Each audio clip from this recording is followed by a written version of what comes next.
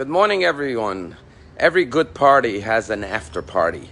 Purim is the biggest party of the year, and today is Shushan Purim. It's the after party.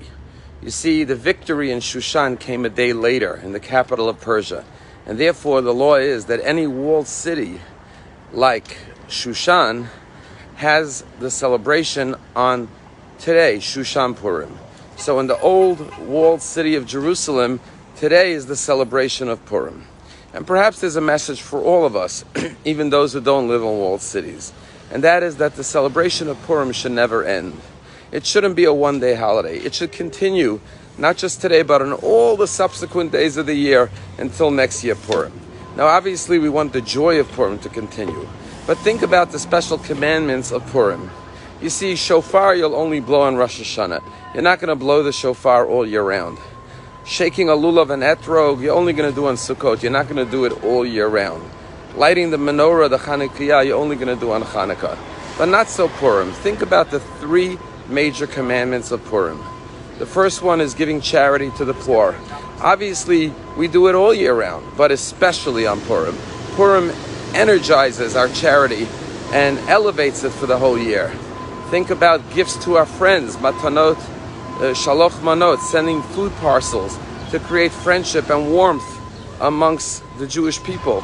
So too, we always have to be sending packages, love packages, care packages to one another, sending food to help one another. That's something we do all year round. And the same thing is with having a feast and inviting people to the party, like on Purim. Once again, inviting people to Shabbos and holiday meals, or in general to meals, to create bonds of friendship and love amongst our friends and community members is something we do all year round.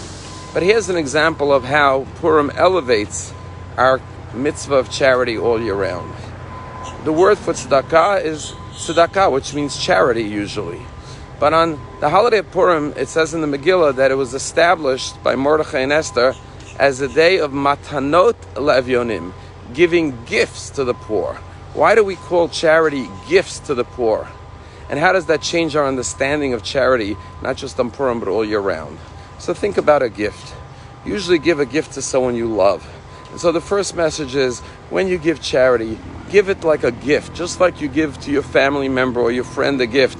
You're excited to buy the gift. You're overjoyed to present it to them. So to have that same enthusiasm and joy and excitement in giving charity. Don't think of it as charity, think of it as matanot, gifts to the poor.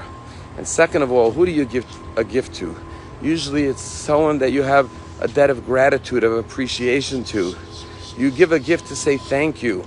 And yes, we have to say thank you to the poor person. You see, this poor person struggles in life. Why did God make poor people and rich people? Because God wanted opportunities for kindness in the world. And it's not just charity. There's always those who have and those who lack in one area or another.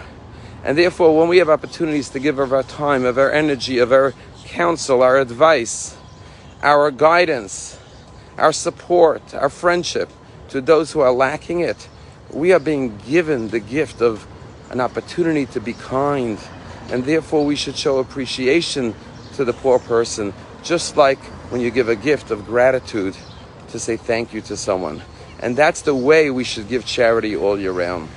The story I once heard about this man who was in his apartment in Israel, and he looks out the window and he sees the head of the yeshiva of his synagogue coming towards his home. And he was like, the rabbi, the chief rabbi of the community is coming to visit me? Quick, he says to his family, let's set the table. And they set out a wet table and they put out fruit and cake and drinks and they prepare the home for the visit of the rabbi, but he had no idea why the rabbi was coming to him. Suddenly he hears footsteps coming up the steps, and sure enough there's a knock on the door, and with great joy and a smile he opens the door to see that it was a beggar who happened to just look like his rabbi, the same size beard, the same facial appearance from a distance. He thought it was his rabbi, and it was just a fundraiser, a beggar coming to his door for charity. And he looked at this man standing there, who he thought was his rabbi, and realized now it was just a beggar. And he said to himself, why did God do this? Why did God make it appear that it looked to me from the window like it was my rabbi? Maybe God was sending me a message. And the message was, Treat every single person, the beggar on the street, with the same love and respect and kindness like you would do to your most revered, respected teacher. And so with a big smile, he said to the beggar, welcome, it's such an honor to have you here. Come right in. And he sat him down at the head of the table, laden with food and drink, and he began to serve him and take care of him. This beggar never got such royal treatment. Usually he gets a few coins and a grin and he's sent on his way. And suddenly he was being treated like the most honored guest. When the beggar left, he said to his family, what a lesson. When you meet someone in need, don't treat them, God forbid, like they're a burden. Treat them like they are a blessing. You can be a blessing to them and they could be a blessing to you. Treat everyone with the dignity, the kindness, and the respect that every human being in the image of God truly deserves. That's the message of Purim. Gifts to the poor, not charity.